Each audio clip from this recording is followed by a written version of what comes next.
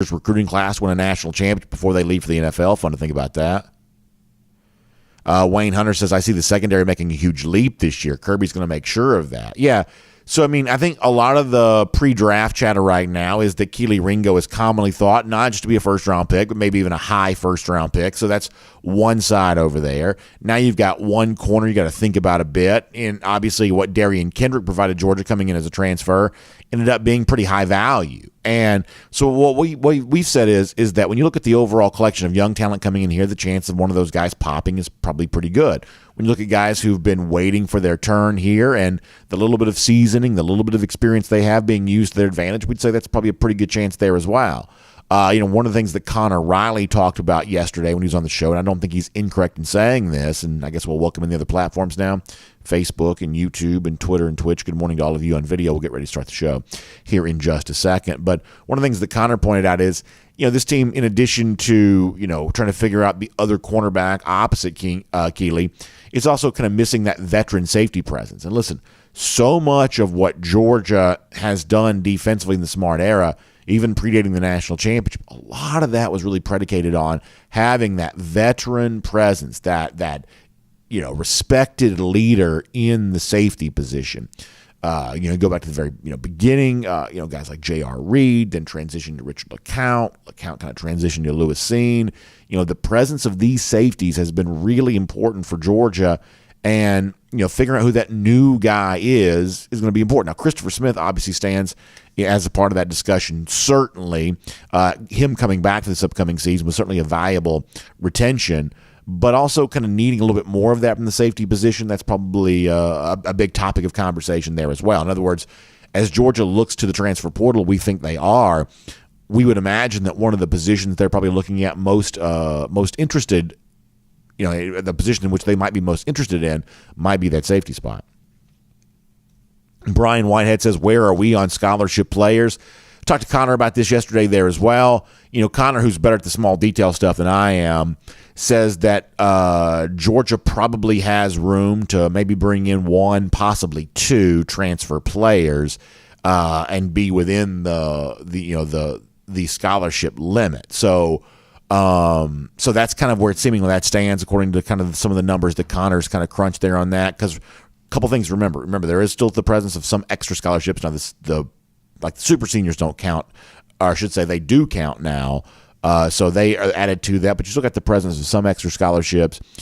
We don't quite yet know, or we'll never know for sure, who is and isn't paying for their school, for instance. And so that may buy you a little bit of space there on that there as well. But Georgia is not so over the limit that they can't be active in the transfer portal if they see a player they want to bring in. And as Connor said yesterday, maybe the chance to bring in one, possibly two there on that. Let's see what else.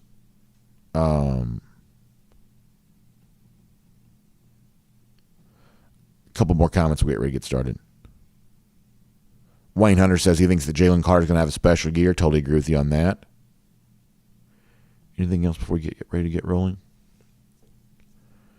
Devil Dog on the subject of Carson Beck, comparing him to Stetson Bennett. Just thinking of the height advantage. Yeah, I don't know. I mean, I think that the good thing about Georgia is there's a multitude of quarterbacks that I think receivers could potentially enjoy playing with.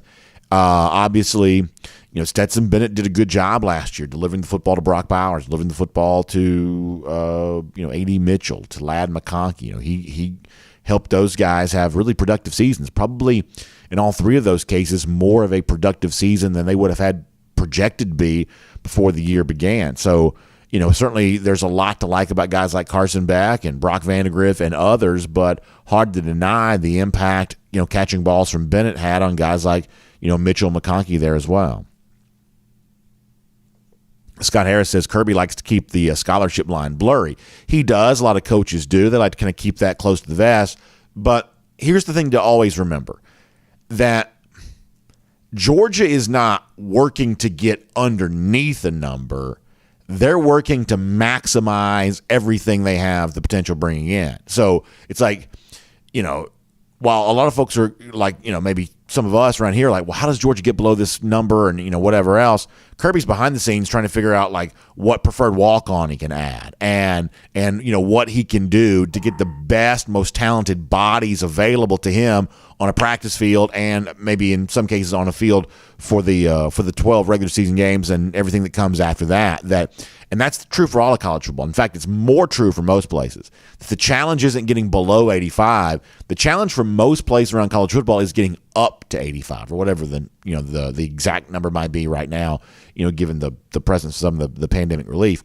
But the presence is getting, or I should say the struggle, the challenge is getting up to that number. There are a lot of programs who fall just way below that. In fact, in recent years, we've had more than ever who just kind of fall way below that number. In the NFL, you talk about like dead cap space, teams that have dead money against the cap, money that they are kind of allocated towards a player that's no longer on the team or something like that. Like, you don't want dead roster spots. If you've got 70 scholarship players, if you've got 78 scholarship players, that's 7, 8, 9, however many dead roster spots, which means if you have injury, if you have ineffective play from one spot or another, all of a sudden now your roster starts to look really thin in comparison to the teams that you're competing with. And so, what Georgia's doing, and it does it better than almost everybody else, is it's not working to get below a number. It's working to make sure it's maximizing the number of available players it can go out there and get. So it's important to kind of think about that from that standpoint, that Georgia's always trying to push the limits on that. That if Georgia was well below the 85, that wouldn't be a case of nothing to worry about. That'd be a case of something to worry about because you're not using all the roster spots you have available to you.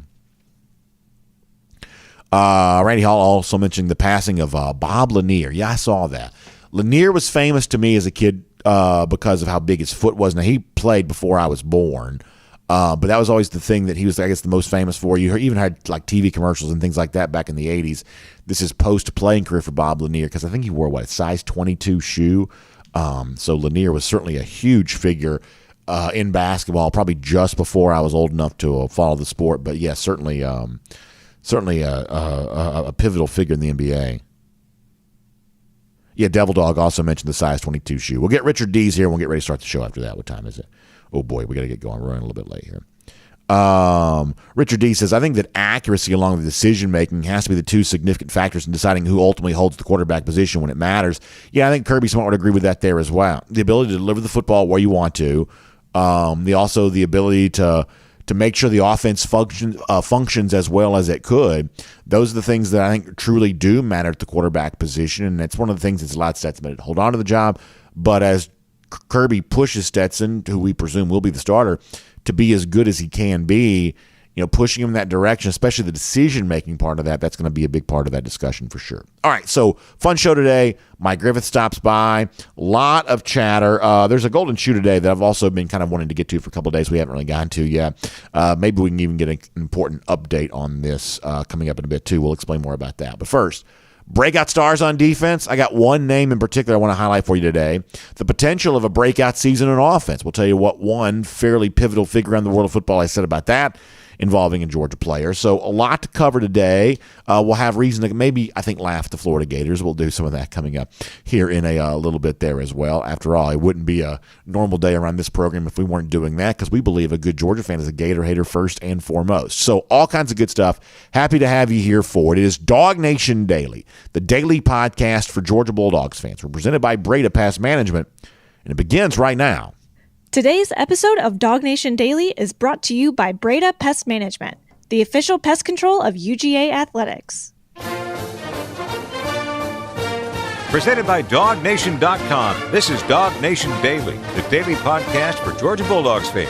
Here's your host, Brandon Adams. So yesterday we started a conversation on this show that we said was going to take us more than a couple of days to probably finish. It was that important of a topic. And all of this kind of begins with something that ESPN wrote the other day about UGA, asking what I think is a pretty provocative question and not a rhetorical question. In other words, not the kind of question that doesn't deserve to be answered. This is the kind of question that should be answered out loud. In fact, for those of us who care about Georgia football, for those of us who are excited about what Georgia might do in 2022 as a follow-up to having won the national championship in 2021, the answer to this question is going to go a long way towards determining how likely that is, how probable that is. It's the kind of thing that's really fun talk about this time of year. So let me begin today the way that I began yesterday, with looking at what a pair of writers, Alex Scarborough and Chris Lowe, had said about Georgia in an evaluation of the Bulldogs now at the conclusion of spring practice. I'll put this on the screen. I'll read it to you, and that'll lead us into the discussion here. The ESPN writers on Georgia saying, who are the emerging stars on this next Georgia defense? He says the writers say there are plenty of candidates, and it helps to have a player as talented as defensive tackle Jalen Carter returning. But there are gaps to fill for the defending champs on defense, which should make for a competitive preseason camp. Once again, that's Chris Lowe, Alex Scarborough writing for ESPN. So what we said yesterday was that ESPN probably gets a lot right in that particular statement. After all, Jalen Carter should be, if you follow college football closely, a household name. To Georgia fans, he obviously is. To those outside the bubble of DawgNation around the country, that should be true there as well. Carter is, I believe, the best player on this Georgia team coming back for 2022 and among the very best players in the country. So if you're a plugged-in college football fan who follows the sport well, you live in L.A. or Chicago or Dallas or some big city a decent ways from here, if you truly follow the sport, if you consider yourself to be a student of college football, by now you better know who Jalen Carter is. He was very good last year, one of the best in the country for this upcoming season. That's the kind of guy that begins the year already a little bit of a household name for UGA. Commonly projected as a first-round pick. He'll show up in preseason first-team All-SEC list, which is essentially also a little bit of a mock draft in and of itself. All-American consideration, possibly even Heisman consideration if things go the right way for him. Carter begins the year in those kinds of discussions. But who else? Who else can have a chance to match that? After all, as has been well documented, Georgia had 5 first-round picks depart from its 2021 defense. And so what we said is that I think you can make some educated assumptions on the Georgia defense based on recent track record of the program. And while we may have some mystery and intrigue about who the breakout guys are going to be, the likelihood is, based on a track record for Georgia defensive success that actually well predates 2021, based on that track record of success, that you can make some assumptions that Georgia's going to have other guys emerging. You'll remember yesterday we said in baseball, sometimes you call this looking at the back of the baseball card. That's the spot where the stat lines show up, what the player did last year, the year before that, the year before that. And if a player's in a slump, or if a guy's just not doing well in any particular moment, especially at the beginning of a season, eventually the best bet is that player is going to gravitate into the direction of what the baseball card says that he's done in previous years. We think the same thing's kind of true for Georgia football. Georgia may have been greatest defense of all time last year, but it's always, under Kirby Smart, set a pretty high standard for defensive excellence. The assumption is this defense here in 2022 should fall somewhere in that category there as well. So consider Jalen Carter a sure thing, a given. Well, what else? Well, we talked about the linebacker spot yesterday. We looked at all the guys that Glenn Schumann has had as interior linebackers drafted to the NFL. Not just Roquan Smith, a very high first-round pick in the 2018 draft, and not just the 3 linebackers that he had selected in this most recent NFL draft, Channing Tindall and Quay Walker and Nakobe Dean. Also had a guy like Monty Rice into a discussion like that. You also had a guy like Tay Crowder into a discussion like that. And so what we said was, well, if you've got that many players, and just since the 2018 draft alone, if you've got that many players who've been drafted from the inside linebacker spot into the NFL from Georgia, the assumption is for a group that includes a Jamon Dumas-Johnson and a Ismail Mondon coming back from a springtime injury that kept him off the practice field, guys like Tresman Marshall, incoming freshmen like Jalen Walker, start talking about Xavier Sorey. The assumption is that from that group that I just mentioned, Georgia has likely got at least 1 or 2 future NFL players from that group. And so if you're a Georgia fan who gets a little anxious when ESPN says who are the emerging stars on defense, you can look right there, as we said yesterday, at that inside linebacker spot and say, well, there are at least a couple. Now, maybe it's this guy, maybe it's that guy. And if we were sitting down over lunch or, having a beer or hanging out at a tailgate, I might say one guy, you might say another. And maybe one of us be right, maybe one of us be wrong. But the safest bet is it's at least somebody. We may not know the name, but the number of potential possibilities suggests at least 1 or 2 breakout guys kind of coming from that group. You can just kind of make that assumption. So that's what we said about inside linebacker yesterday, looking at the group of players who play that position. Today, I want to do something slightly different. I want to look at one name in particular that I think deserves to be kind of mentioned in a category by himself, because I think this is a very fascinating returning player for Georgia this season. I'm talking about Robert Beale. And I mentioned before having lunch or, hanging out at a tailgate with some of your friends. I think it's still quite possible, and ironically, you see him there if you're watching on video going through Senior Day festivities. Senior Day is a little bit of a weird thing now in kind of the post-pandemic world because we never quite know who's coming back and who's not. But Beale, who's traveled a pretty interesting path at Georgia, as I said before, for those of you watching on video, went through Senior Day at Georgia this past year after having, by the way, put his name in the transfer portal. Not too long before that, year or two before that, deciding to stay at UGA. So he's traveled an interesting path at Georgia. He's a 2017 signee. Boy, doesn't that feel like a long time ago right now? Go back and look at photos of us from 2017. Haven't we changed a lot since then? That's a long time in the life of college football. But Beale coming back to Georgia for the 2022 season. And a lot of you know this, but I think that if you want to, kind of impress a casual fan, if you want to maybe surprise someone who's been busy and hasn't fully paid attention, ask him who the returning sack leader from Georgia was a year ago. Not just the returning sack leader. Ask him who had the most sacks on the Georgia team last season. The one that won the national championship. Ask him who that was. Some folks will know it was Robert Beale. Others may be surprised. I told you a couple of times over the course of the last few months that I don't quite know in the season that I quite realized how statistically successful Beale had been. I think it kind of snuck up on me a little bit when I was kind of looking at all that in retrospect, and you realize, oh yeah, when Adam Anderson left this team, all of a sudden at that point in time, man, Beale really stepped up, especially in the postseason. Had a sack in the Orange Bowl, had a sack in the national championship game, had a lot of sacks down the stretch, had a sack on the road at Tennessee. This is a guy, when Georgia needed that pass rush guy to step up last year, really stepped up in a big way, ended up leading this team with 6.5 sacks. And when you look at the players in like Kirby Smart era here who've had that many sacks or more, first of all, there aren't very many guys who've had more, but when you look at the guys who've had around that number, these are all pretty big-time players. Like, you'll go back and think about an Azeez Ojulari in the 2020 season. He had more than that and, went on to a big season in the NFL and, a touted draft pick. That's the kind of category right now that Robert Beale kind of finds himself in, at least in terms of the overall sack number. Before that, you're talking about DeAndre Walker, who was also himself a NFL draft pick and, kind of put a similar number. He had more sacks than Beale did, but that's the kind of impact from a statistical standpoint that Beale could have. Go back and think about what DeAndre Walker did for this team after the 2018 season. Beale last year, believe it or not, had exactly the same number of sacks as Roquan Smith did in 2017. Now listen, I'm not telling you that Robert Beale's going to be a Roquan Smith level player for Georgia here this year because, Roquan obviously did so much in addition to sacking the quarterback.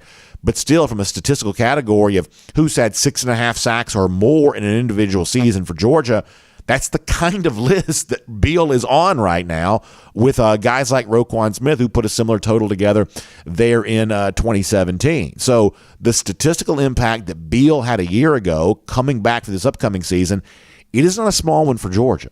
And it really kind of takes us to a place that we've been before when talking about this Georgia defense. I said this morning. I make an appearance every week with my friends at 960 The Ref. That's the radio station in Athens that our show airs on. And I go on the morning show every Wednesday as well, just to kind of chat with David Johnston and Logan Booker. We always have a good time doing that. And the point that I made when I was on the radio with them this morning was that for me, for the Georgia defense, the biggest issue is not how do you replace the talent. That's what ESPN asked in the quote I read you a moment ago, and we talked about yesterday there as well. The biggest issue for me is not how you replace the talent, because whether you're judging by recruiting rankings or just looking with your own eyes at the players as they warm up during practice or before a game, whatever else, it's obvious that talent still exists at UGA. The biggest issue for me is replicating the mindset that Georgia played with last season. It wasn't just talented players in the field. It was talented players turned loose to do what they do best. That Georgia actually last year, and you've heard me talk about this before, became a much more aggressive team defensively, getting after quarterbacks. The number I'd been begging for such a long time was, can this team exceed 40 sacks? Can this team put that kind of sack total together. Well, last year, for the first time in the Smart era, they did that. It wasn't just talented players. It wasn't just future NFL draft picks. It was future NFL draft picks given a chance to do what they do best, which is wreak havoc against opposing offenses. And so if Georgia wants to be as good defensively this year as it was last year, it's not just who is the talent, who are the talented guys. Those talented guys exist. It's how do you turn them loose? How does a tandem of Will Muschamp and Glenn Schumann working as defensive coordinators, how do they replicate the pass rushing intensity that I'd say Dan Lanning made the hallmark of his defenses in both 2020 and 2021? Because look at recent national champions. Look at the playoff era here for a moment. There's only been one national champion in the playoff era, which dates back to 2014.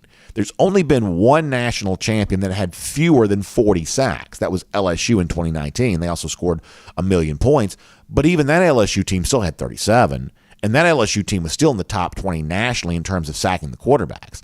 That if you're looking for a real bellwether stat, if you're looking for a stat that really gives you an indication of a team that is in contention for all the rich prizes this sport will, bestow upon you at the end of a year, sacking the quarterback is still a really good one to look at. Georgia broke through defensively in a way last year they had never had before because of how well they got to the quarterback with an ensemble cast of pass rushers. I think it's a good news. The guy who actually had the most sacks off that team a year ago is coming back here this year, because it's not just about replacing talent. It's also about replicating the mindset that says we want to get after the quarterback. We want to be aggressive. Robert Beale, when he was thrown into an expanded role last season in kind of an emergency situation because Adam Anderson left this team because of unforeseen circumstances, Robert Beale really answered the challenge. It could be he's in line for that or a whole lot more for this upcoming season. Don't forget this. You want to go back 1 million years ago when he first signed with Georgia, this is like a top 100 recruit. This is a 4-star prospect. This is a guy who had a lot of recruiting attention on him at the time. And he's kind of bided his time. He sort of waited for his moment. Some of that came last year. More of that could come this year. So when ESPN says, who are the emerging stars for Georgia defensively? Let's put Robert Beale on that list as a guy who I think is a pretty safe bet there in that category. My name's Brandon Adams, and this is DawgNation Daily, the daily podcast for Georgia Bulldogs fans. We are presented by Breda Pest Management, and we are happy to have you with us today, no matter how you get to us live on video. We start at 9:45 for our First and 15, DawgNation.com, and the DawgNation app. 10 a.m. after that on Facebook, YouTube, Twitter, Twitch. Of course, the radio at noon on Athens Sports Radio 960 The Ref, a podcast wherever you find them, Apple, Spotify, the Google Player. We post the show at DawgNation.com. A lot of different ways for you to connect with us on the podcast there as well. We really appreciate you doing that. We also appreciate our friends at Breda Pest Management for making it all possible. Because, listen, Breda right now is stepping up for you to do something that we all need. We all need more money in our pocket, or we need to slow down the rate with which the money's leaving our pocket, because things right now are more expensive than they've ever been before, and that's where Breda Pest Management steps to the plate. You want to save money, so when you switch your termite protection, your pest control services, when you switch to Breda Pest Management right now, you're going to save money instantly. That's the opportunity that you get when you make the switch to Breda Pest Management. Now, you also get the service that comes from a company that's been doing it here in the Atlanta area and across the state of Georgia since 1975. It's got 100+ people out there working for you. You get all the resources they provide. You get to leverage the same strength that has made Breda Pest Management the official pest control provider of UGA athletics. The same company that's taking care of Sanford Stadium is going to take care of your home there as well. That's all great, and that feels really good. But the thing that feels the best right now is to know that you get all that service, you get all that protection for less. That is what they're going to do for you. That annual increase that's coming from these other companies where all of a sudden you get this thing in the mail that your price of your pest control service is going up. Listen, if you've been hearing that from your pest control provider, it's time to make the switch. It's time to put more money back in your pocket with my friends at Breda Pest Management. I truly do consider Matt and that whole team over there to be our friends, because I know what they are doing for so many of the folks in our audience, and I know they can do that for you there as well. So save money instantly by making the switch to Breda Pest Management. Here they are online. It's BredaPest.com. Let me spell it for you. BREDA. BredaPest.com. Switch to them for your pest control providing provisions. I told you, some of these verb tenses kind of get me. Switch to Breda Pest Management, and you can save money instantly. BredaPest.com for more on that. All right, we're going to talk to Mike Griffith here in a moment, and one of the things we're going to talk about with Mike, I kind of want to lead into here with Around the Doghouse just for a moment, because a guy that Mike is friends with had said something pretty interesting about a player that I also know that Mike has some interest in there too, and that's Kenny McIntosh. So Around the Doghouse here for a moment. Good stuff from Jim Nagy, who runs the Senior Bowl in Mobile. That's like the big all-star game where prospective NFL draft prospects go to kind of show their NFL worth. And Nagy is expecting big year from a guy who could be at the Senior Bowl, later on this year. That is Kenny McIntosh. I want to read to you what Nagy says about McIntosh, the idea that he could have a breakout season. We're talking a little bit this week about breakout guys on defense, breakout star conversation, just kind of fun this time of year. So we're doing that kind of on the defensive side, but Nagy looking at Kenny McIntosh on the offensive side of the ball. Let me show you Jim on Twitter on this topic. He says one running back for the 2023 NFL Draft that the Senior Bowl expects to have a breakout year is Georgia's Kenny McIntosh. Only 130 career carries, hard to wrap runner with subtle make you miss and a knack for slipping pursued. He says he also catches it naturally and can pass protect there as well. So that sounds like an NFL combination to me. A guy that knows how to step up and protect the quarterback. That matters at a place like Georgia. A guy that, as Jim Nagy also says there, has shown some elusiveness with running the football. And, of course, is a competent pass catcher there, too.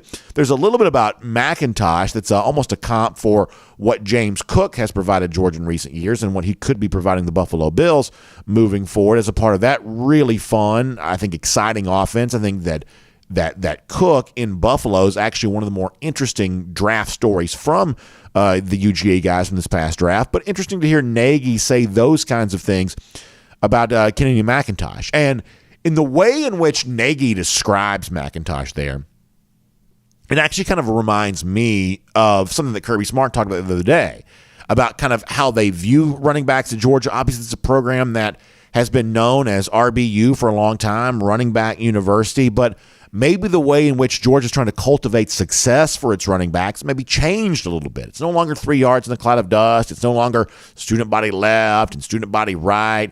Now, to be the kind of running back that's on the radar for the NFL, as the draft scout Jim Nagy says there, you got to be able to do more than just tote the rock. And Kirby Smart seems fully in acknowledgement of that based on something that he said the other day. This is Georgia coach Kirby Smart on what Georgia wants to do with its running backs. In college football, you become a weapon by how you receive the ball out of the backfield. They want to grow at that. They want to be able to showcase their talents catching the ball out of the backfield. So the NFL asks about, can he catch the ball out of the backfield? Can he be a third down back? Well, we like to grow NFL backs here. So to do that, you got to use them in the passing game. So I think that's really interesting to hear Smart, who a lot of folks think of as a very hard scrabble, sort of old school guy who does like to run the football and likes to do those kinds of things, say, with our running backs, we also want to make them weapons in the passing game. I think you'd say that Todd Monken's proven himself to be pretty creative with all that. Some of that's because he's had talented backs he can throw to, but some of that's just because that's what Monken wants to do. And I would say that Kenny McIntosh is also kind of set up for that there too. And it all kind of leads to me to what my kind of big goal for Georgia has been offensively for the upcoming season. Can you find a way to get to about 42 points per game? Can you take what has been dramatic offensive improvement in each of the first 2 years under Todd Monken, and can you find a way to have another stair step of improvement for the upcoming season there as well? Can you get to about 42 per game? And I think that running back position is one of those places where you could really have a chance to have a value add there in that situation. Not just by how you throw to those backs, but also by how you lean on that running game and find a way to kind of return some of the production on the ground to something similar to what it was in 2017 and 2018 when this team was leading the SEC in rushing. Now, I don't know that Georgia will ever quite replicate the style that it played with in 2017, because back then Georgia ran the ball a whole lot more and threw the ball a whole lot less than it does now. But the 2018 performance is actually not such a far cry away from that. That Georgia actually didn't run it way less this past season than it did in 2018, despite the fact that it threw it, a good bit more. That, kind of getting back to what, Elijah Holyfield and DeAndre Swift once had for this team a couple of years ago when it was second in the SEC in scoring that particular season, you want to go back to 2018, that it wouldn't be hard to kind of get back to that. Now, can you imagine what it would look like if Georgia is kind of back to being near the top of the SEC and running the football while also unlocking the passing attack that Todd Monken's helped bring to Georgia, that's an offense that could be pretty hard to stop. And it's an offense that would definitely be fun to watch. And I guess I agree with the Senior Bowl director Jim Nagy there that when I imagine that kind of offense for Georgia, I do sort of think of Kenny McIntosh being right in the middle of that discussion all season long. So that is Around the Doghouse here on DawgNation Daily, presented by Breda Pest Management. And as I said before, there's a guy that I think has kind of been following the story pretty closely. I know he knows Jim Nagy well. We'll talk to him about that and a lot more. Let's get our good friend Mike Griffith here on DawgNation Daily, presented by Breda Pest Management today. From Athens and across the SEC or wherever the recruiting trail may lead, here's a DawgNation.com insider. Say hello to Mike Griffith here on DawgNation Daily, Breda Pest Management. Mike, let me bring you in the discussion I was just having because I know that Jim Nagy from the Senior Bowl is a friend of yours, and I know that Kenny McIntosh is a player on this Georgia roster that you've got some respect for, and I'm thinking, based on what you've said in the past, that you're also expecting a good season for him coming up. So let's talk about that for a moment. Nagy saying that he thinks that McIntosh in line for what he calls a breakout year, mentions the elusiveness when carrying the football, but also kind of mentions the ability to catch the football, which Smart himself has said they're trying to cultivate in running backs and everything else there too. So give me your thoughts on Kenny McIntosh for the upcoming season and the role that he could fill here in this Georgia offense. Yeah, Brandon, I do think a lot of Kenny. We talk about how all these different backs have different attributes, and Kenny's your classic cutback guy. He's got elite vision. We've seen the breakaway speed. Obviously, a really good pass catcher, and looks like the kind of guy that's really molded for the NFL. Maybe a little bit bigger version of James Cook, but a guy that I think will do quite well. To Jim's point, the way Georgia does it, they do like to rotate back. So a breakout season at Georgia could be 700 or 800 yards, right? Because you've got Kendall Milton back there, and I thought Dejan also looked really good this spring. So, but I expect Kenny to be the starter. I think he's going to be in that role. He's the senior. And to your point, he's a guy DawgNation knows well. We went and visited him before he arrived on campus and went to his workouts, and a really nice family. So I think Kenny McIntosh is a good player. I think he has a chance to have a great season, and I think he'll be drafted into the NFL. I think he'll probably be at the Senior Bowl as well. So what I've been kind of saying, Mike, is that if you look at Georgia in 2020, that's the first year of Todd Monken, way more offensive production that year in comparison to 2019. Then look at 2021, obviously the year they won the national championship.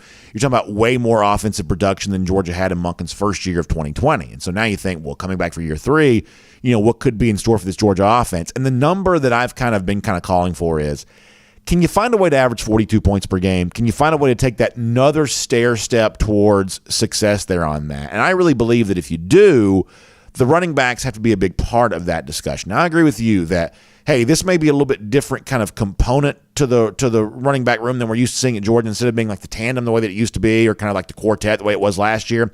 Maybe there's kind of a big three that includes obviously McIntosh and Milton, but I do agree that Dejan Edwards is kind of making a push for more playing time than just a third string backup might get, that he might be more in that category with Milton and McIntosh than maybe some folks thought he initially would be. But either way, whatever running backs you kind of think of as your top group, kind of finding a way to kind of, without reducing the pass productivity you've had under Todd Monken, kind of return some of the running back productivity to what it was in, like, say, 2018, when Georgia actually didn't have all that many more carries for a season than it did here in 2021. That's actually not that far off of a comp. But it's a team that led the SEC in rushing. This team that, had running backs averaging more than 6 yards per carry. It was a dominant rushing attack.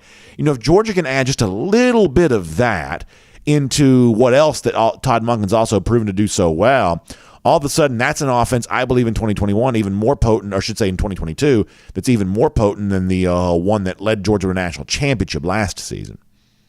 Yeah, it certainly could be. It just depends on how these defenses play them. The thing that Monken does, maybe more than some of the other offenses we've seen in the past is, he's going to take what you give him. It's going to be that read at the line of scrimmage. They have a lot of really good run audibles. That's something a little unique.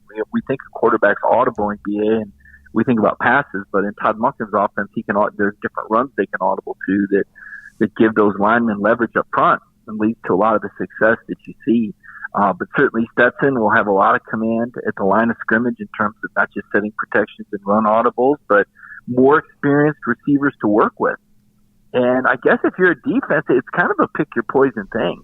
Do you load up to stop the run and give Georgia those opportunities for those one-on-one opportunities downfield with guys like A.D. Mitchell and Brock Bowers and Ladd McConkey? Do you try to play a little bit softer maybe? Try not to give up the big plays and make Stetson and the Dogs nickel and dime you with those throws to the tight ends underneath the backside of the backfield. And every week it's going to be a little bit different. Georgia has a pretty good idea where they want to exploit other teams and what matchups they're looking for. But ultimately, it's the defense that's going to decide where the ball goes by how they choose to play Georgia. Well, it's one of the reasons why I think this offense is so much better under Monken than it was before he got here. In 2019, this was just not an offense that was capable of putting defenses in conflict. You had first-round offensive tackles, you had a really good running back, but you also had a very predictable level of play calling where opposing defenses just knew that Georgia was going to run the football. And even with a really good rushing attack, you're just only going to get so much when the opposing defense just know what's coming. Georgia only averaged about 21 points per game in SEC play going back to 2019. And yet that's why I think if you want to compare that to what Georgia did this past season, it's the ability to put teams in conflict where you really were forced to guess from time to time. You kind of knew that Brock Bowers was going to be involved, but yet, when it mattered, teams like Michigan and Alabama late in the season, they still couldn't stop it because, Georgia was just really good at putting defenses in conflict. So that's kind of one of the things that I think Georgia has kind of going for it now. And I have to admit, I am really curious to see if they can build on that going into 2022.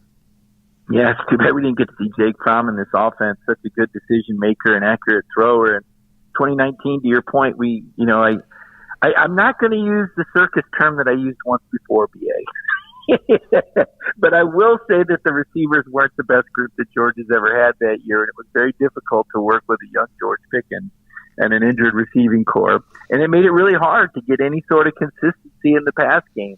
But to your point now, and I do think Todd Monken is superior to James Coley, by the way, and Jim Chaney for that matter. I think Todd Monken is really a secret to success. I think this should be a $2.5 million a year coordinator. This guy is absolute magic. I think he's key to recruits. I think the Manning family likes him. I don't know what quarterback family wouldn't like him for that matter. And to your point, this offense could be very explosive and exciting. And I think we all look forward to seeing that and seeing the big plays, whether it's Kenny McIntosh or Ladd McConkey or Kendall Milton or Brock Bowers or Eric Gilbert or A.D. Mitchell. Kyrus Jackson will be a senior. He may be a go-to once again. There's just so many possibilities. Darnell Washington elected to stay with the program. I think that was big. You mentioned Dejon Edwards. So we're talking about future NFL names and an offensive line that I think, Brandon, will be better than last year's. I know that may surprise some because Jamari was such a wonderful leader, but, Cedric Van Pran has really stepped up. Amarius Mims is back. Broderick Jones could be an improvement in terms of the pass blocking. So all sorts of things to be excited about if you're a Bulldogs fan. Yeah, I agree with you on the offensive line. I think that's one of the positions to watch for Georgia for sure. Let me talk about defense for a moment because we've done this for the last couple of days. ESPN the other day asking about, who are these emerging stars going to be for Georgia defensively? One thing I've said over and over again, I don't think that's an unfair question. Obviously, when you lose 5 first-round picks, finding a way to replace some of that's not an easy thing to do. So what we're trying to do is we're trying to use the best, most educated guesses we can make to try to answer that question. We started yesterday with some inside linebacker stuff, basically saying that when you've had as many linebackers drafted as Georgia's had in 2018, the assumption is there are at least 1 or 2 future NFL players among the collection of inside linebackers that Georgia has. And we kind of focused on Robert Beale a little bit today, that when a guy like that, kind of puts himself in a statistical category that few Georgia players have been under Kirby Smart, his return probably matters there as well. And assuming that he stays healthy, he's probably a part of that reloading project for Georgia there on defense. But I know you've kind of taken your crack at this from time to time there as well. What do you think of the task that awaits UGA in terms of replacing so many big guys defensively? Well, it's awesome. I mean, it's an awesome reload. I use the word miraculous in the sense that, to lose that many players and still come back and if Georgia can win the East, which I think they will, I just think you got to tip your cap Nobody's had to do this before. I mean, nobody in the NFL, nobody in college has lost 15 NFL draft picks or 5 first-rounders. I mean, this will be the greatest reload in modern-era college football history. And I just think you got to give Kirby and the staff and Georgia credit and say, wow, that's amazing. And I use the word miraculous that you can, I think what Nick Saban's done is miraculous, to lose the talent and stay on top. I mean, just because it's unprecedented, right? When something's unprecedented, I choose to use that word. I think you do a miraculous job with DawgNation Daily. I don't know anybody else on any beat that has a daily show like Brandon Adams. I think it's miraculous that every day BA can bring it, seemingly no drop-off. Well, same with football. When coaches are able to do things that's unprecedented, that you don't see other places, and that's what this sets up for. And that's why I kind of try to remind Georgia fans, I'm not trying to temper expectations or dampen enthusiasm. I'm trying to say, hey, you really need to appreciate this, because it just doesn't happen. It hasn't happened. And yet, watching that spring game and the way the first-team offense struggled, regardless of who was at quarterback, made me think, man, this defense, for being completely reloaded, and Robert Beale didn't play, and Tyke Smith didn't play, I don't think Xavier Story, you're missing 3, and they didn't have any busts. We didn't see any guys running wide open. I know it was vanilla, but still, I didn't see any gross negligence on missed tackles. They look good. That defense looked good, and you had to kind of remind yourself, hey, that ain't the same guys we saw last year. That's last year's backups out there, most of them. And I thought they did a really good job against a pretty salty offense and an experienced quarterback and running back. So I do think the defense will be all right. I'm a little nervous. I don't mind sharing. The Oregon game is scary. Dan Lanning has a catalog on this team. Now, BMAC knows Oregon personnel, but Lanning knows everything. He's been in all the meetings. He knows the offensive strategy. He knows that, it stinks that that's your opener. It's just bad luck. I wish there was a way Georgia could buy out of it in that way. It just doesn't seem fair. That game's a little nerve-wracking. I don't know about South Carolina. I saw somebody predicted a South Carolina win. I think that's a bit much, Brandon. I think in 2018 I was hearing the Gamecocks doing that same sort of crowing. Maybe they'll give Georgia a run, but they're not going to beat Georgia. Georgia's going to be back in the SEC championship game, and it'll be really exciting to see how much this team's grown up by then. Yeah, so here's where you and I are just a little bit different. You go back and think about the SEC East. Georgia is, if you want to go to the betting houses that have odds posting this, they're like minus 800 to win the division. What that means is you'd have to risk $800 just to win back 100. You can go to a bank and get a certificate of deposit that almost pays better odds than that right now, or better rate of return than that right now. And I kind of feel the same way about the Oregon game there as well. I get what you're saying, but Mike, I don't mind telling you that, this is still a rookie head coach traveling 3,000 miles to face the defending national champion. If the Oregon game is even close, I'm going to say that's somewhat of a disaster for Georgia. And I want to make sure I say that as clearly as I possibly can. I don't think the Oregon game is going to even be close. If Georgia's challenged at all in the regular season, I'm expecting it to come in one of the true road games. You mentioned South Carolina.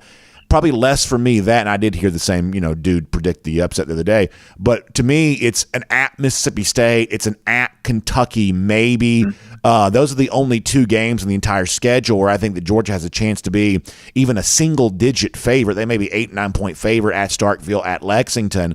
But other than that, I just don't think neutral site against Oregon when Oregon's traveling so far. We've seen Pac-12 teams in this spot before. They typically don't play very well. That's why they want to start playing more of these games in Las Vegas. Play them in the Pacific time zone.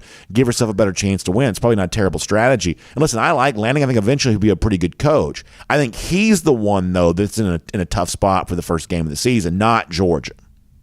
Yeah, well, I would agree. I don't think anybody wants to play Georgia opening up, and certainly, Kirby will have some ideas of how the Ducks want to play defense as well. Just, maybe, but it'll be interesting, right? Oregon, I guess part of me in the back of my mind, I'm going, man, they went into Columbus, and Ohio State moved the kickoff to noon Eastern, That's so fair. it was a 9 a.m. Pacific. But to your point, this is a different Oregon team. Bo Nix is a little bit of a wild card. I know he's a guy Kirby's got a little bit of respect. But to your point, Georgia should win. I just, Mercedes-Benz Stadium hasn't exactly been the sort of home field advantage I would have expected without mentioning recent games. It's an early game. You look around the room and a lot of the leaders are gone. Now, there's plenty of time between now and then for these leaders, these new young players that we're talking about to be leaders. Jamon Dumas-Johnson, Jalen Carter, certainly Christopher Smith, one of the returning captains, Tyke Smith, a veteran guy. You think Keely Ringo now entering year 3 already. My time is flown. Yeah. There's time for these kids to grow up, but that's going to be the first time on the Australian punter. What are we going to get from him? Are we going to, I don't even want to recall the Michigan State Australian punter moment. We don't know. There's just so many unknowns. And to your point, they probably do line up in Georgia's favor. Certainly the odds makers make you feel that way. The recruiting rankings tell you that. But there's a lot of kids in a position that they haven't been in before. And although I think the offense is going to be strong, how much will we be asking of them? I will say this. In the most recent 2 meetings that Kirby's had with former coaches, just keep this in mind, the start has not been grand. In Jim Chaney's first game against Kirby, Tennessee got off to a good start. Sam Pittman and the Hogs were pulling a fast when you were there, B.A. Sure. And you were probably just as stunned as anybody at halftime when Arkansas led Georgia before the Dogs came storming back. So Stetson Bennett saved the day. Yeah, I'm picking Georgia to win. Just to be clear, but I just think it's tricky. It's like one of those golf holes where you say, "Oh, if you hit it over there, you could get in trouble." I think there's a few spots where you could get in trouble with the Ducks if you don't play clean. Let me finish with this. You wrote about this the other day. Kirby Smart talked about this during a sort of a PR interview that he had done about trying to fight off complacency for right now. I'm a Braves fan. They are in the aftermath of their World Series win. I'd say the hangover is lasting a little longer than most Braves fans would have probably liked. I do think it's different for college football because it is a lot of different players, and they are kind of chomping the bit for their own legacy here. I assume that's the case, but I'll finish with this. How does Georgia fight off the natural tendency towards complacency after you had so much success in one previous year? How does Georgia fend that off? Competition, right? If your job's not safe, you don't have time to get complacent. And in Kirby, there's positions there's some positions that are up for grabs, and who knows? Maybe all positions will be up for grabs. You don't know how this is going to open up, but. To me, that's what keeps everybody. People always, I'll do these interviews. Oh, well, how do they feel about, Bama this or Auburn that or Tennessee? Look, Georgia didn't worry about these teams. These kids got to fight for their own jobs. They got their own depth chart that they got to worry about. They're not, Georgia isn't focused on, Oregon or Alabama or any of these. They need to worry about themselves. That's how it works at Georgia with Kirby Smart. Win. What's important now? That acronym is legit. That's really how it is here. It's really a day-to-day thing in Athens. It's shrunk down, and that's simplified, and that intense. And this place, as we've said it ain't for everybody. It is. Georgia this is a tough place to make it, and Kirby designs it that way. And you got to fight, man. So as Louis Sean recently said, the practices are harder than the games. So that's how you keep that razor sharp edge, the competition within the team, the hitting that's going to go on, the scrimmage action, the way these guys take it upon themselves to go out to that rec field and work out the workouts that Stetson calls with the receivers and the other quarterbacks, the time they invest on their own. That's what makes the difference. And the level of dedication and commitment they make. Can they match what those Dogs did last year? That's tough because that was a really special group. But this group also knows their work is cut out for it. Mike, really good stuff. Thanks for being here as always. I look forward to reading more from you at DawgNation.com, of course, and chatting with you here back on DawgNation Daily again very soon there as well. So have a great day, and we will look forward to talking to you soon. Thanks, BA. Good stuff. Let's take a look around the rest of the league. This is SEC Through. Fun stuff there. Mike Griffith, a lot to think about here this offseason. It's a good time. I think it's all really fun to be having these conversations, and one of our commenters said this on video before our regular show began today. Boy, how cool is it to be talking about reigning national champions, trying to figure out how you come back and do it all over again, and who knows how the season plays out. Some of the guys we expect to do great, sometimes they don't. and other guys that we don't maybe think of very much. Sometimes they end up being even way better than we would ever imagine. So the season always has a way of surprising us, but I love being in this time of year and thinking about what could be. It's one of the things that keeps bringing us back to college football year after year after year. I want to talk some more college football with the cruising on the SEC, but first, our friends at Royal Caribbean. Great time to be on the seas of the Royal Caribbean. They are back and having a great time. We were there ourselves in April. I was on a Royal Caribbean cruise in February, and I can't wait to be back on another one again here very soon there as well. And my encouragement is for you to do the same thing and do it this summer. Book them while you can, or heading towards the fall or whatever else. Just a great time to be enjoying everything that Royal Caribbean makes famous. And listen, I think one of the cool things, if you haven't been on a cruise in a long time, I think one of the things that you might discover that you really enjoy right now is the way the dining experience has been kind of, I would say, upgraded and just really plussed in recent years, because these Royal Caribbean cruise ships have so many more specialty restaurants than maybe, if it's been a while since you've cruised, maybe you don't realize how many different specialty restaurants are on board. For instance, we were on Independence of the Seas back in April, and you're talking about a sports bar, Playmakers Sports Bar, with all the great games on. That's the kind of thing that years ago you wouldn't really see on a cruise ship, but now you have that on the Royal Caribbean cruise ships. Every one of the Royal Caribbean cruise ships has a Chops Grill. This is like a prime steakhouse, the kind of thing that you would eat in a big city. Yeah, it's right there on the cruise ship for you.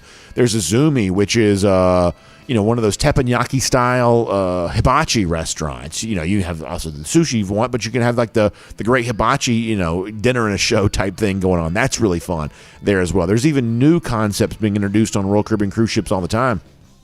So in addition to like the famous kind of main dining room and the buffet that you kind of would expect to see on a cruise ship, you also have some incredible specialty restaurant options there as well. Most all the cruise ships have a Johnny Rockets. You can get to the 50 style diner and enjoy the hamburger and the milkshakes and everything else. Sometimes I'll just walk by Johnny Rockets on the Royal Caribbean ship and just go grab myself a milkshake. So fun stuff to do. Your chance to be on a Royal Caribbean cruise ship as you do it. Our friends at the Cruise and Vacation Authority can help you get booked up on that. TCAVA.com, that's their website, or you can call them 770-952-8300. That's 770-952-8300. All right, so our old colleague Shehan Jayaraja, writing for CBSSports.com, has got a list of dark horse college football playoff teams for the upcoming season, and he kind of mentioned one for each league. And the team that got the mention from the SEC was Arkansas. Now, that's kind of interesting. Obviously, most of us would probably not think of Arkansas as a playoff team for the upcoming season, although we are certainly respectful of what Sam Pittman has done there with the Hogs in his 2 years there on the job. But it's actually something else that Shehan wrote about at CBSSports.com that kind of got me thinking. Like, how there's a meme kind of on the internet right now. I don't know if you call this a meme. Maybe it's just a trend, where like the joke about men will just sit around like naming old athletes and just kind of keep themselves entertained, old sports players, football players, basketball players, whatever else.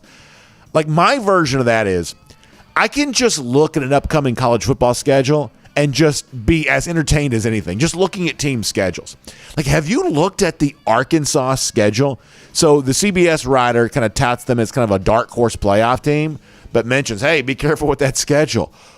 Oh my gosh, Arkansas' schedule at the beginning of the season, this is a joke. Let me read you their schedule here real quick. And this is just what I like doing this time of year. Just looking at because it's not, virtually everybody's going to play, somebody good. In the SEC, you're going to play a lot of good teams. To me, it's not the fact that you play good teams. It's how they are clustered on your schedule that really matters. So this is the beginning of the year for Arkansas. Week 1 against Cincinnati. Cincinnati lost a lot, but they were in the college football playoff a year ago. Week 2, hosting Spencer Rattler in South Carolina. Not an easy game. Week 3, it's kind of a week off against Missouri State. But then it's Texas A&M in week 4, and that's going to be a knockdown drag out. A&M, obviously a preseason top 10 team. And what's the reward for getting past Texas A&M?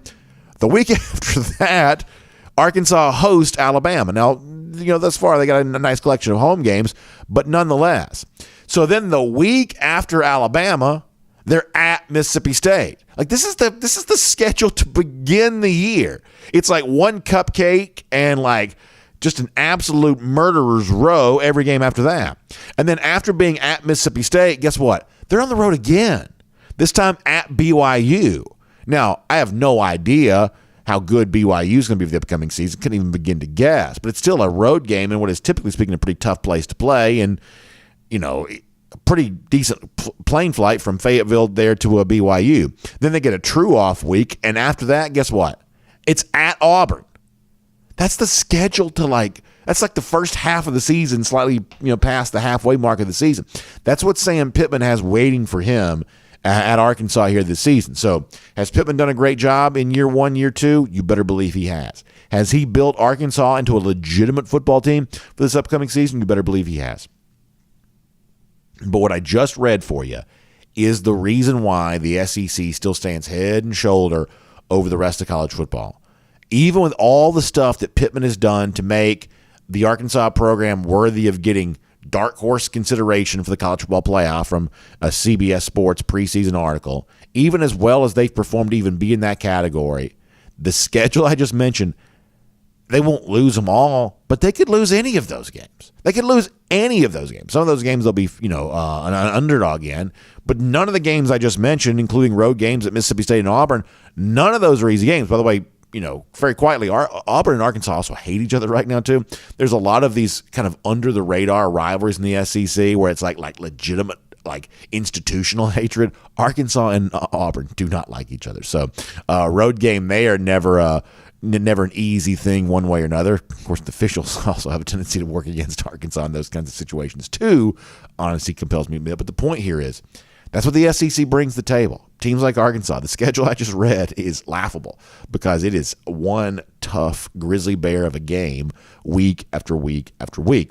Update here on a story we've been following now for a while. You know the name Jordan Addison. That's the Blitnikoff winner wide receiver, most recently at Pitt until, I believe, this is my opinion, USC came meddling and tried to pry him out of the off-the-Pitt roster. And so Addison now in the transfer portal, although there are certainly plenty of, whether these are attempts to kind of throw a smokescreen around his eventual destination because they want to kind of downplay the idea of the tampering, or he really is considering other places, there are reports that Jordan Addison has been in Austin visiting the University of Texas.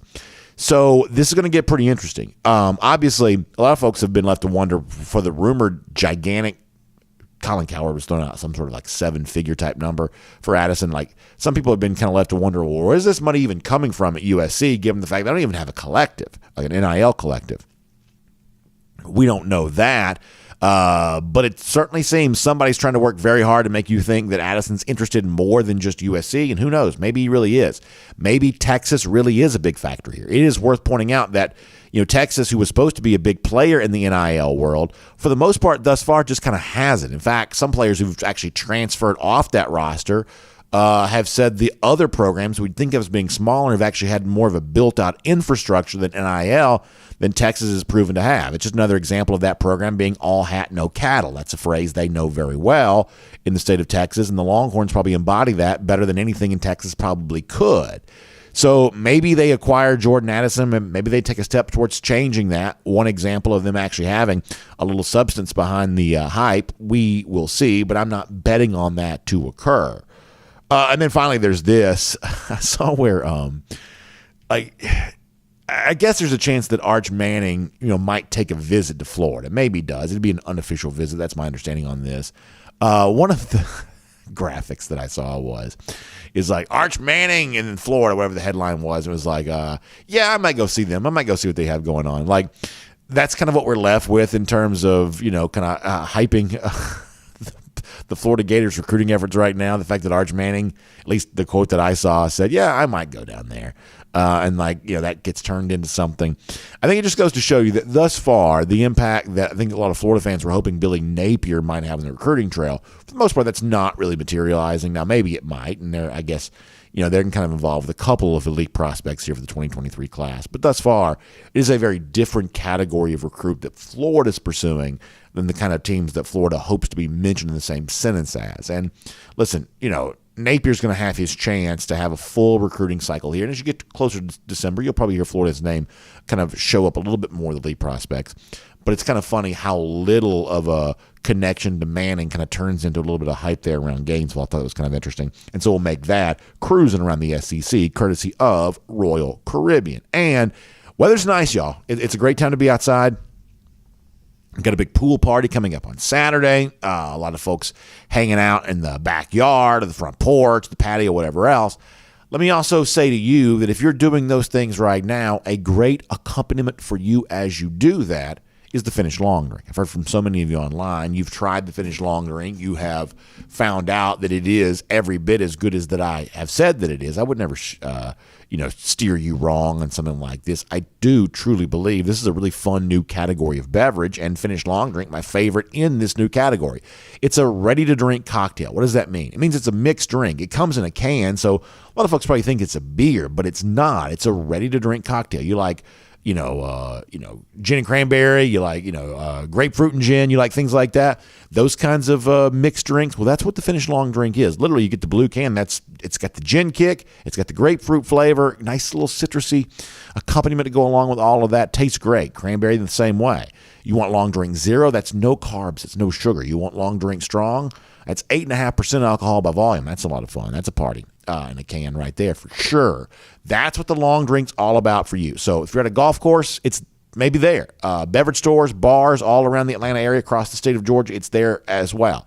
If you go to thelongdrink.com, you can put in your zip code and find out where you can pick some up. Or maybe you can even get one of these like 8-can variety packs, which has 2 different cans of each of the 4 long drink varieties. That's kind of fun there as well. So you can try to decide which one you like best and share it with your neighbors and all kinds of good stuff like that. Trust me when I tell you, it'll be very popular at your spring and summer parties if you show up toting some Finnish long drink. So make sure you do that and have a good time as you do. All right, let's wrap up with this here today. This is a thing on our golden shoe I've been trying to get to now for a little while, and we just hadn't had time to. A lot of you saw the suit that Jordan Davis wore at the NFL draft the other day. Had a red stripe going across it. Certainly a bold fashion choice to be sure, and pretty much everybody on social media made the same joke about that. The beer known as Red Stripe, kind of laughing about that. Well, credit to Red Stripe for kind of getting involved in all of this, seeing the chatter that had existed about Davis wearing the red stripe on his suit and what folks were saying about that. They had a little bit of an offer out of Jordan Davis. We'll make this our golden shoe winner for today and show you this here on the screen here for a moment. So for those of you who are watching on video but missed Davis, that was his fashion choice for the draft. And so Red Stripe says, right back at you, Jordan Davis. If we can get 10,000 likes, we'll consider doing this design. It's Jordan, at least a facsimile of Jordan Davis's face on a red stripe beer. So pretty funny stuff there. I think it's also funny they don't really commit to doing anything. They're just going to, quote, consider doing something. But nonetheless, they got a little bit of attention for that. And nice to see a big brand giving a little love to a UGA guy. We'll give a golden shoe out for that. And remind you, every day we close the show by being Gator haters, because we believe a good Georgia fan is a Gator hater first and foremost. So we love laughing at Florida, laughing about the fact that it's been 4,871 days since that poverty program has won a national championship. And we believe 171 days from now, Georgia's going to beat Florida again. That's our Gator Hater Countdown. We do it every single day. And we'll see you tomorrow here on DawgNation Daily, presented by Breda Pest Management. And on video, time now for the R.S. Andrews Cool Down. R.S. Andrews, the one you turn to for your air conditioning, heating, plumbing, and electric needs. Warm weather's kind of here. It was a little bit cool last week, sort of strangely, but I feel like warm weather's kind of on the horizon for us now. That means if you're worried about being hot inside the house, and listen, I don't like that. I can't sleep at night if it's not cool. I love to have the AC flowing in the vents. But if you don't have that, or if you're worried you might not, it's time to get that air conditioning unit tuned back up to factory fresh specs. And maybe one of these fly-by-night companies somewhere has told you, oh, you need a new unit.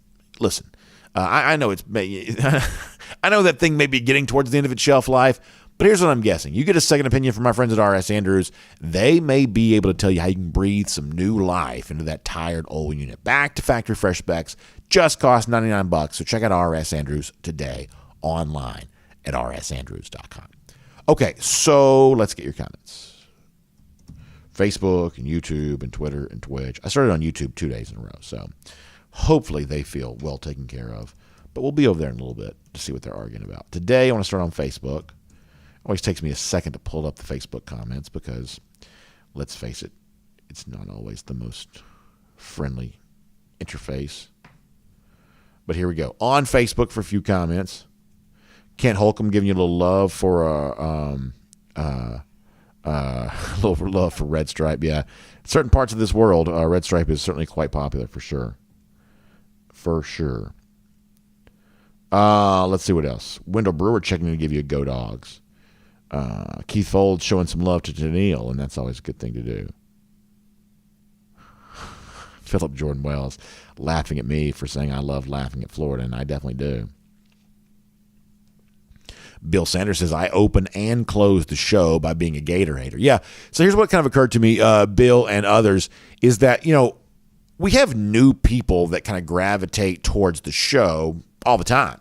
Numbers show this, that over the course of time, you're obviously growing. And, well, if you're growing, that means that you have people watching and listening now that didn't watch and listen before. So, a lot of you who've been with us for a long time, why we do the Gator Hater Countdown. Why we do all that. But for other people who are kind of checking in for the first time, hey, explaining that, introducing that's actually really important. So, so all of this stuff at the end of the show is basically just kind of our way of kind of making fun of Florida because we think that's what a good Georgia fan should do.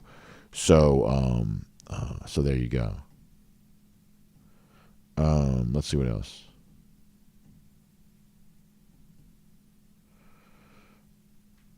Phil Rogers says that Billy Napier's a better recruiter than Dan Mullen. Becky Rutledge says that doesn't say very much. I would agree on both counts. I do think that Napier's going to be better than Mullen was. Part of what's made him better is that he's just kind of building out the recruiting infrastructure there, hiring more recruiting staffers, taking that part of it all more seriously, kind of adding to the recruiting budget. At least that's my perception of things from a couple of 100 miles away. That's kind of my perception there on that. But I think the caliber of recruit they are more realistically chasing right now gives you an idea of how far away they are from being an actual factor on the recruiting trail. Let us see what else. Bill Sanders says, how about a DawgNation pool party at BA's house? Listen, we had a big pool party on the cruise the other day. That was fun. Sure enough, like you've heard me say this about Perfect Day Coco K. Like the freshwater pool they have is gigantic. It's like a swim up bar, and we had a great pool party going on there. It was really fun, really fun. Let's see what else. Also, Keith Fold says we invited. Now the pool party we're going to have at my neighborhood. This is not going to be, this is going to be a bunch of kids. So when we're talking about pool party in the old neighborhood these days, that's more what you think about. It's like just a bunch of kids. Phil Rogers says that Shad Khan's getting ready to build up the waterfront there in Jacksonville. Yeah, I kind of wondered about that.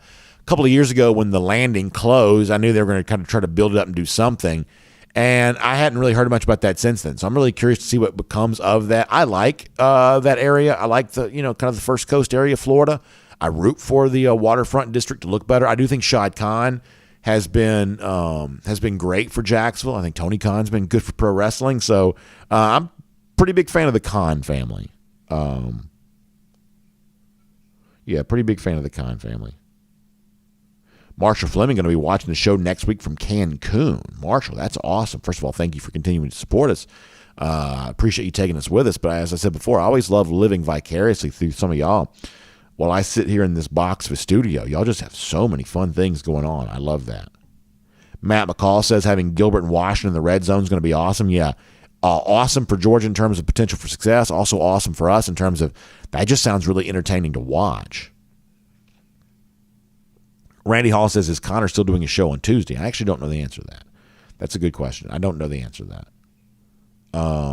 Has he not been doing it? I don't know.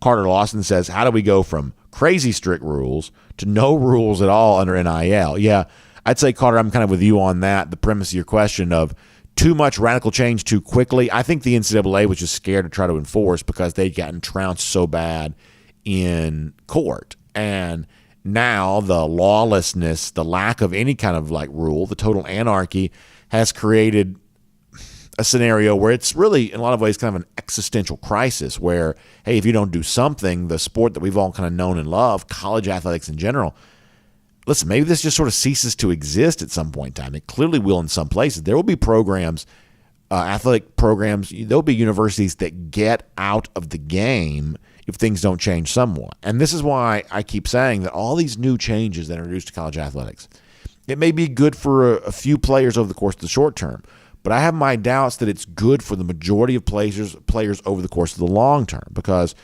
for every player who gets $1 million NIL deal, there's another athletic department that says, ooh, this is gross. This is not what we signed up for. Stanford, Cal, programs like that who may just say, we want out. We want out. And if you don't think that Stanford would consider getting out of this game, I don't think you're paying attention here, because this is a athletic department that already has tried to reduce the number of sports, get rid of the number of athletes on campus. And the simple reason why they want to do that, at least my understanding is because the enrollment spot, not the athletic scholarship spot, but the enrollment spot is just more valuable going to a general population student. That it's just more valuable to them to have somebody that wants to come to school, pay their own way, and do all that kind of stuff, and the kind of, extra stuff that goes along with that the enrollment spot on campus is just more valuable going to a non-athlete. That a place like Stanford, one of these sort of fancy pants private school type things, that they don't need, at least their perception is, they don't need athletics for cachet. A lot of schools do. Stanford programs like that, schools like that, don't think they do. That if all of this just gets too gross for them, they'll just get out of the game. They'll just do it. And that's 85 football scholarships that no longer exist. It's not like, there'll be players off those rosters that get a chance to go somewhere else. That's 85 fewer scholarships. The moment a school looks around and says, whether it be them or somebody else, this is just gross, we want out of this game, that's 85 fewer scholarships available to football players the moment that happens. And my prediction is within the next 5 years, someone's leaving Division I football over all of this. And it could be more than someone, but it's going to be someone. Let's see what else. Keith Folden said jokingly about me, sitting in this box. Yeah, sometimes I kind of exaggerate about that. Listen, I've been very lucky to get to do what I've done, so for sure. Matt Rugavini brings up an interesting point. We talked about what Vince Marrow, the Kentucky assistant coach, said the other day. He says, is it just me, or is Kentucky trying to use UGA for legitimacy? He says, way up there on the periphery, no real rival in the SEC to speak of. That's interesting. I'd say that Kentucky-Tennessee is pretty close to a real rivalry. I'd say that's pretty close. So what you're saying may be true, but I think it's actually a little bit more along the lines of,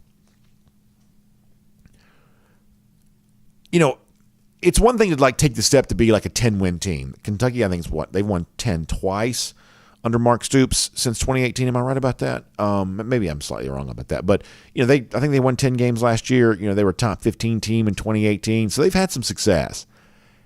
And when you've had that success, it's very easy to crave that next level of success.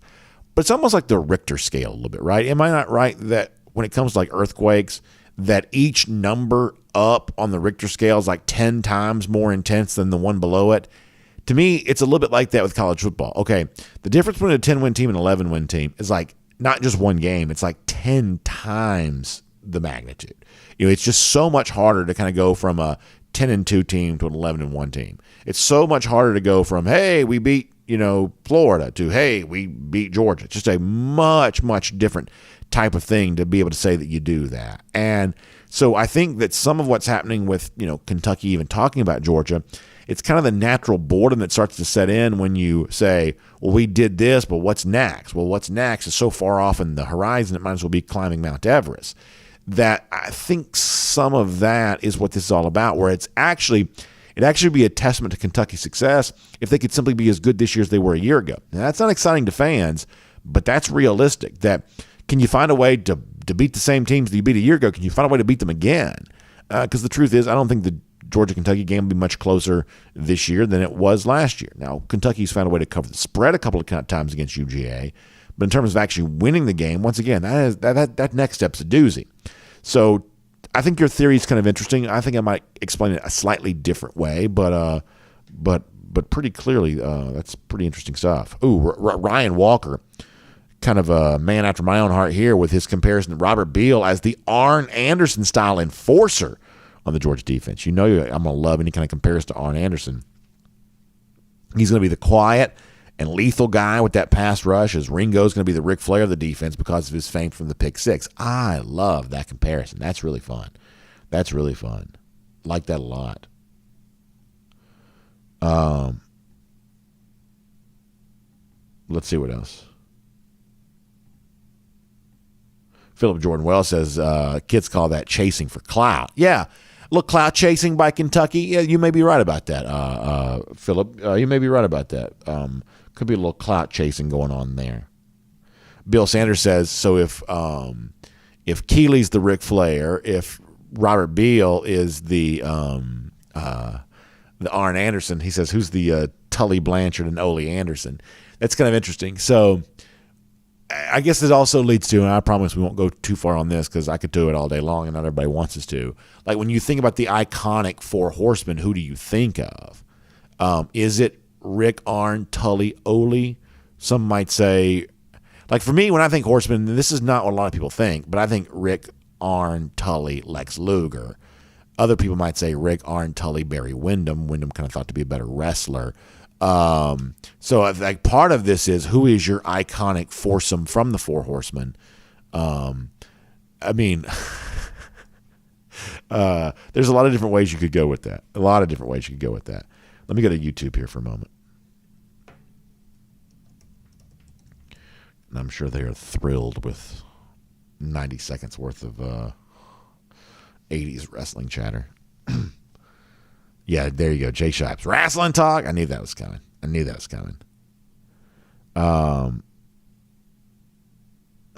Scott Harris also he says, stop poor mouthing my time in studio. I've been on 2 cruises already this year. Scott, that's very fair.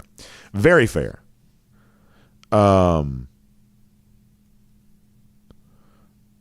Jonathan Aaron says, what's the injury update on Tyke Smith we got from West Virginia? I'm expecting him to be I guess a full go here this summer. And, you know, what we talked about a little earlier, I think it was on our what do you call it? 1st and 15 to start the show, is I'm still a little curious to find out what Georgia has in Tyke Smith. I'll admit that. But my expectation is he's going to be a contributing player here this summer. Green Soldier says, is there any fan base worse than Tennessee? He says Florida's a close second, but man, those Vols are, he says they're trashy, which is very funny. Yeah, I'd say that Tennessee probably does not have a great reputation as a fan base. Now, they probably say that Georgia doesn't have a great reputation as a fan base, and maybe they're right on that point too. But certainly if you said, hey, which team in the SEC is going to embarrass itself by throwing a bunch of garbage on their own field? Yeah, I would say Tennessee would probably be one of the programs we could have predicted to probably do that more than others. Hashim Spike says, and see, here's where like Hashim Spikes likes, he's playing along, you know, like Jay Shipes complains, but Hashim Spikes plays along here. He says, how about Jalen Carter and Nazir Stackhouse as the Road Warriors? I like that. Animal and Hawk. I think that's great. Really good stuff. Hashim, that's a tremendous contribution. I really like that.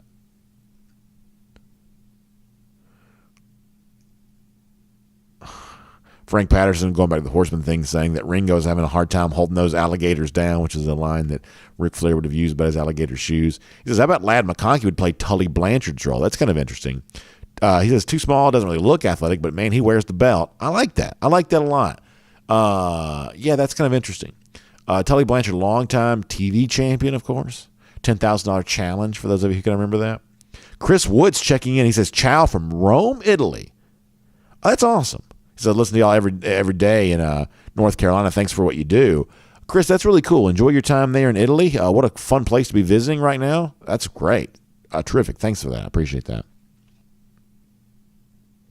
Green Soldier says, we also need a Macho Man level promo with someone on the team doing and the cream rises to the top. Yeah. I could do a Macho Man voice maybe, but then I'd be hoarse for the rest of the show if I did that. That's good.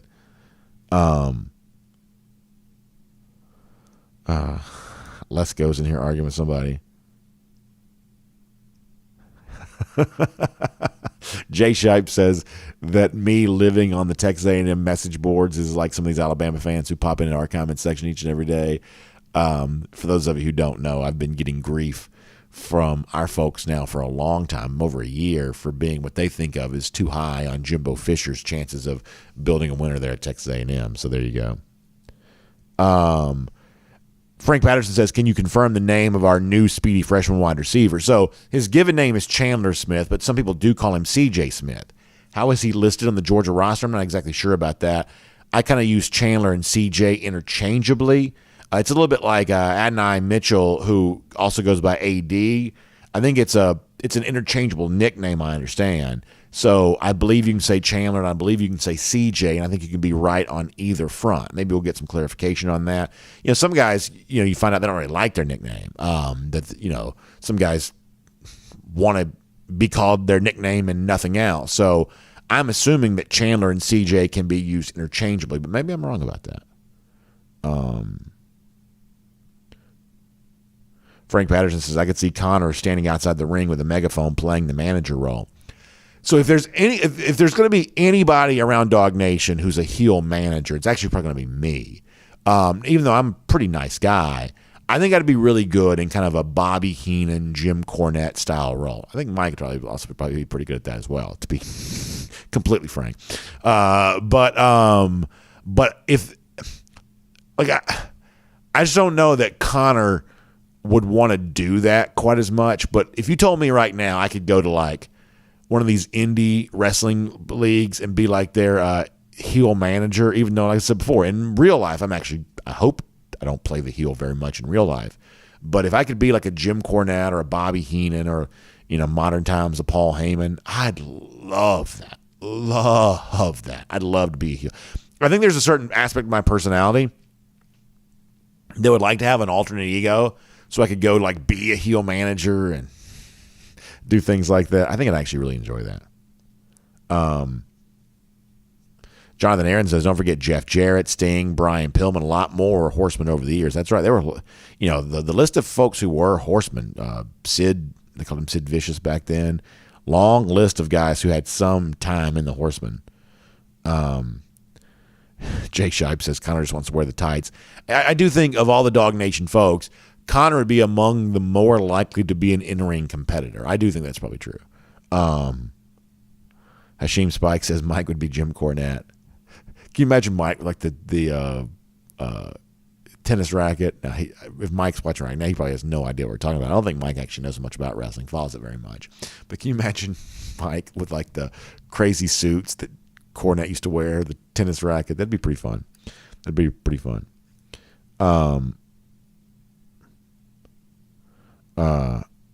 Green Soldier on the subject wearing, well, when I say wear the tights, I just mean being an in-ring competitor. In wrestling, that's what you typically do. There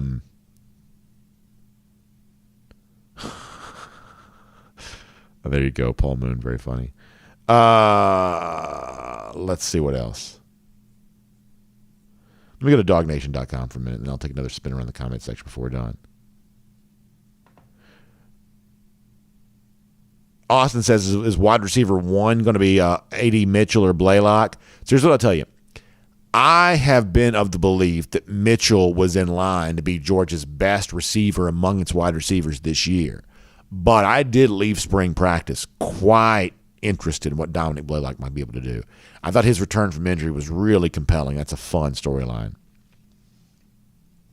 Randy Hall says Tate Ratledge kind of has a little bit of a Jake the Snake look. That's kind of interesting. West GA Dog Fan says we can't leave out the Midnight Express. No, that's just my era, y'all. Midnight Express versus Rock and Roll Express, Horseman versus Dusty Rhodes, Road Warriors in the mix there and all that. That was definitely my era.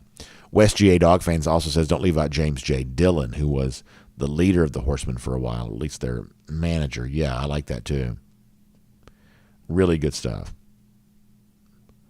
What else over here at DawgNation.com? Senior Dog 54 says the city of Athens is a huge asset to UGA recruiting. Only Nashville could boast maybe a better college experience. Unfortunately, they don't have a football team, obviously making fun of Vanderbilt. Yeah, we talked about this yesterday a little bit, that if you look at some of the stuff that Arch Manning said recently, he called Athens the best college town he'd been to. And I think some people take that to mean, oh, that means he thinks it's better than Austin. But that's not quite what he said, at least based on my reading of what he said, and I read a couple different interviews with him, that he kind of talked about Austin as sort of being this, I'm paraphrasing here and I don't quite remember, but Austin is just kind of a bigger city, right? Austin's become a little bit of a tech capital. You have big festivals there, South by Southwest, Austin City Limits. Austin's a little bit of a cosmopolitan town, and real estate's very expensive there. It's just a different kind of place. Like it's becoming a little bit of a, I don't really know what the population is, but I kind of think of Austin as a little bit of a big city because of how much cultural stuff kind of goes on there. And by comparison, Athens is just a little more quaint than that. Athens by SEC, even the SEC college town standards, is really pretty small. Athens is a small town. It's a true college town ever since the war. A long way away from the state capital, or at least hour drive or so. But it is a true college town ever since the war. So what you have here is a situation where, some recruits are going to want the glitz and glamour of an Austin, or the glitz and glamour of an LA, or the glitz and glamour of a Miami. These are programs, especially USC, Miami, that are not selling traditional college experience. They're just not selling that. They're selling, hey, come live in a big city. And I'd say what Texas sells to recruits is a little more similar to what a Miami and a USC sells. Not that Austin's as big as Miami or as big as USC, but culturally it's a lot bigger. It's a lot more expansive than the traditional college town is. And you mentioned Nashville, kind of the same thing there as well. Like Vanderbilt is in Nashville, but do you really think of Nashville as a college town? I don't. I think of it as a, kind of big city that college students like being in. Vanderbilt students probably have a really good time. The other colleges that are near there, they probably really enjoy that there too. But Athens is a true college town. So some players, some students, they're going to want the true college experience in the true college town. And if you do, Athens is about the best you can possibly get. Most of us think it is the best. It's at least among the best in the eyes of almost everybody. And that's going to be the thing that some people really want. For other people, they're going to want, the sexier locale. And it's just kind of interesting to watch the way in which some recruits kind of gravitate in one direction, some recruits kind of gravitate in another. Let's get a few more